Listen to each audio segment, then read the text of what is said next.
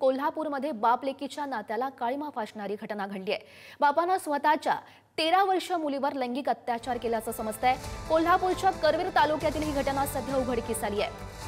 कोल्हापूर जिल्ह्यामध्ये बाप लेकीच्या नात्याला काळीमा फासणारी धक्कादायक अशी घटना आपण म्हणू शकतोय। करवीर तालुक्यातील गावात स्वतःच्याच 13 वर्षीय मुलीवर बापानंच लैंगिक अत्याचार केला। आणि या संदर्भात अधिकची माहिती जाणून घेऊयात। आमचे प्रतिनिधी शेखर पाटील सध्या आपल्यासोबत आहेत। शेखर, खरं तर ही संतापजनक अशी घटना म्हणावी लागेल।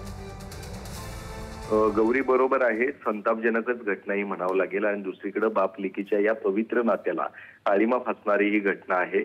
कोल्हापुरातल्या करवीर तालुक्यातील एक गाव आहे आणि त्याच गावामधील एका बापानं आपल्या स्वतःच्या 13 वर्षीय मुलीवरती लैंगिक अत्याचार केलेला आहे। आणि या घटनेची जेव्हा माहिती मिळाली त्यानंतर संतापाची लाट जी आहे ती उसळलेली आहे। संबंधित बापाला कठोर शिक्षा देण्याची आता मागणी केली जाते। शिवाय संशयिताला आता करवीर पोलिसांनी ताब्यात देखील घेतलेलं आहे।